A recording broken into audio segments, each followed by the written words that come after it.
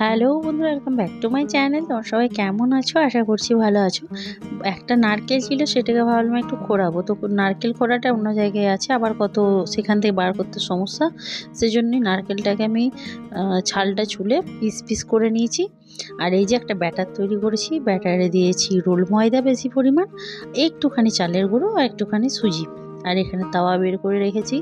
আর এই যে দেখো, এটা হচ্ছে চাচি, মা দিয়ে পাঠিয়েছিল, যতবারই আসে মা চেষ্টা করে চাচি করে দেওয়ার। আর এটা দুধ ফুটিয়ে ফুটে অনেক সময় লাগে, অনেকটা দুধ লাগে, তো মা কিনে দিয়ে পাঠায়, কিন্তু অনেকটা সময় লাগে। মা এটা ভালো পারেও করতে, ওই জন্য মাই করে দিয়েছে। তো আমি এখন কি করব, নারকেলগুলোকে পিস পিস করে মিক্সিতে একটু ঘুরিয়ে নেবো। তোমরা অনেকে এই ব্যাপারটা জানো যে মিক্সিতে ঘুরিয়ে নিলেও নারকেল সুন্দর ঘোরানো হয়ে যায়। আর আমিও সেটাই করব এখন। ওইটা যখন দূরে আছে তখন এটাই এখন কাছে। এই যে দেখো, এরকম করে নিয়েছি। তোমরা চাইলে এর থেকেও মিহি করতে পারো, ব্যাপারটা আরও দুবার ঘুরিয়ে নিলেই হয়ে যাবে, কিন্তু আমি যেহেতু পাটিসাপটা বানাবো আজকে, সেই জন্যই আমি এটা বেশি মিহি করবো না। বেশ মুখে লাগবে, ভালো লাগবে। তবে শুকনো খোলায় নারকেলটাকে ভেজে তার একটু ভাজা ভাজা হয়ে গেলেই আমি ওইটাতে চাচিটা দিয়ে দেবো। আসল কাজটা চাচিটা বানানো, সেটাই হয়ে আছে, বাকি আর ঝামেলা কাজ সেরকম কিছু নেই। এবার একটা একটা করে করলেই হবে। তো এই যে দেখো, চাচি বানানোর জন্য সমস্ত রেডি। তো চলো, এবারে আমি নারকেলটাকে একটু ঘি দিয়ে ভেজে তারপর চাচিটার সঙ্গে ভালো করে মিক্সে একটা একটু কড়া করে পুরটা তৈরি করে নেব। তো এই যে পাটিসাপটাটা আমাদের বাড়িতে সবাই খুব পছন্দ করে, বিশেষ করে আমার কর্তামশাই আর আমার ছেলেটাও হয়েছে। তো দেখো, কর্তামশাই খেতে পছন্দ করে বলে আমি এই রেসিপিটা শিখেছি। এখন আমি বাপের বাড়িতেও মাঝে মাঝে বানিয়েছি, তো সেখানে আমার বাবা, ভাই, এদিকে কর্তামশাই, মানে সবাই এটা খেতে খুব পছন্দ করে পাটিসাপটা। তোমাদের কার কার পাটিসাপটা পছন্দ সেটা আমাকে অবশ্যই কমেন্ট করে জানাবে।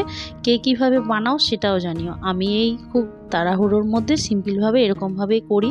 অনেক কিছু দেওয়া যায় নারকেল, সাথে আবার তুমি অনেক রকম কাজু, কিশমিশ, খোয়া, তার সঙ্গে নলেন গুড় থাকলে নলেন গুড়।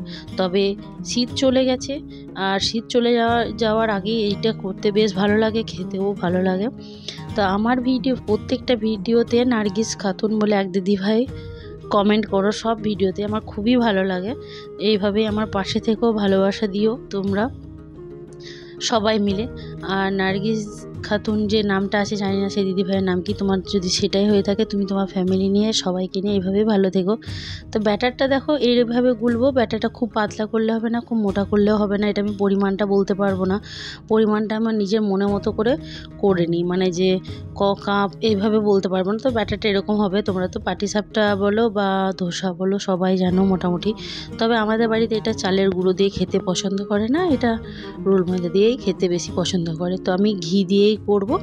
অনেকেই করে কি সাদা তেলে করে নিল, তো তারপরে আবার খাবার সময় ঘি দিয়ে ভাজে। তো আমি একবারেই ঘি দিয়েই বানাবো, একটু ভেজেই তুলে নেব, তাহলে তাড়াতাড়ি হবে।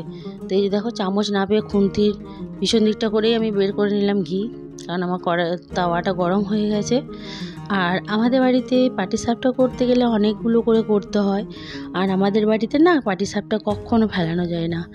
আর এই একটা ডাবু নিই, সেই ডাবুটা করেই পরিমাপ করি। চলো দেখি তাওয়াটা কী অবস্থা। মানে প্রথম একটা একটু অসুবিধা হয়, তারপর আস্তে আস্তে ঠিক হয়ে যায়। এই যে দেখছো, ব্যাটারটাকে এবার একটু ঠিক করতে হবে, সেই জন্যই আমি দেখে নিলাম একটা।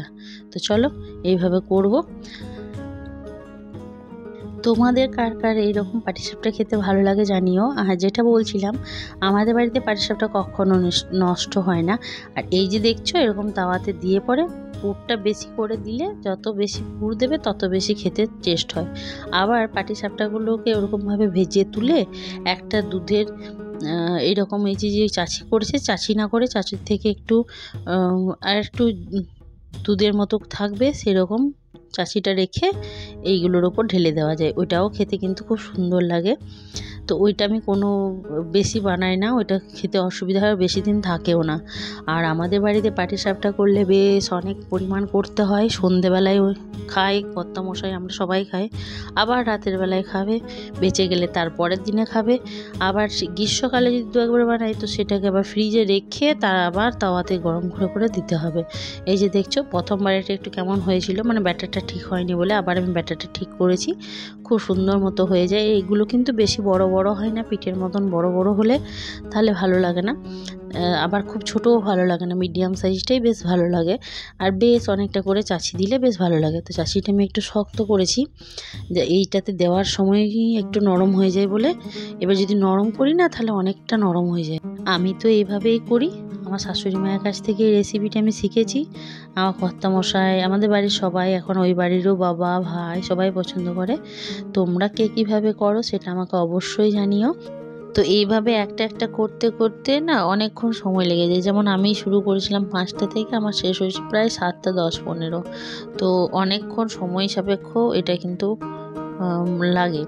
তো চলো, এখন আমার হয়ে গেছে 2 প্লেট আমি বানিয়ে নিয়েছি। দেখো, একেবারেই বললাম যে তোমাদেরকে দুভাবে করা যায়, কেউ সাদা তেলে করে তারপরে ঘিয়ে ভাজে, আমি একবারেই ঘি দিয়ে করে একটু ভেজে তুলে রেখেছি। এটাতে আবার একটু দুধ দিয়ে বেশ একটু গাঢ় চাচি টাইপের করে ক্ষীরের মতো বানিয়ে এটার উপর ঢেলে দেওয়া যায়, ওইটাও কিন্তু খেতে খুব সুন্দর লাগে। আর আমার সমস্ত পাটিসাপটাগুলো হয়ে গেছে, আর ব্যাটার বেঁচে ছিল না, বেঁচে থাকলে আমি মালপোয়া করব বলেছিলাম। তো মালপোয়াটা তোমাদের সঙ্গে আবার শেয়ার করব। আমার আগেকার ভিডিওতে মালপোয়ার রেসিপিটাও আশা করছি শেয়ার করা আছে। আর লাস্টে একটাই বেঁচে গেছে, যেটাতে এখন চাষি শেষ হয়ে গেছে, সেটা আমি পিঠের মতো এই যে 2 পিঠ এমনিভাবে উল্টে করে রেখে দিচ্ছি। এটা একটু ভালো করে তেল দিয়ে সেঁকে নেবো, তাহলে বেশ পাঁপড় ভাজা মতো হয়ে যাবে ওটা। এই যে দেখো, একটা খেয়ে দেখি, তোমাদেরকে জানাই কেমন হলো। ওরা সবাই খেয়েছে। তো এই যে বেশি করে পুর দিলে বেশি খেতে ভালো লাগে, খেতে খুব সুন্দর হয়েছে একদম। তোমাদেরকে টেস্ট করে জানিয়ে দিলাম, তোমরাও বাড়িতে টেস্ট করে আমাকে জানিও যে কেমন হয়েছে। কিন্তু আমি নিজে করেছি বলে নয়, এটা খেতে খুব সুন্দর হয়েছে। খুব খেতে পছন্দ করি বলে হয়তো আরোই বেশি ভালো লাগছে, কিন্তু খুব ভালো লাগে। তো আজকের ভিডিওটা এইটুকুই ছিল। চ্যানেলটা ভালো লাগলে অবশ্যই লাইক কমেন্ট শেয়ার সাবস্ক্রাইব করে দিও। অনেক বেশি বেশি সাবস্ক্রাইব করে ভালোবাসা দিয়ে আমার চ্যানেল আর আমার পাশে তোমরা থেকো।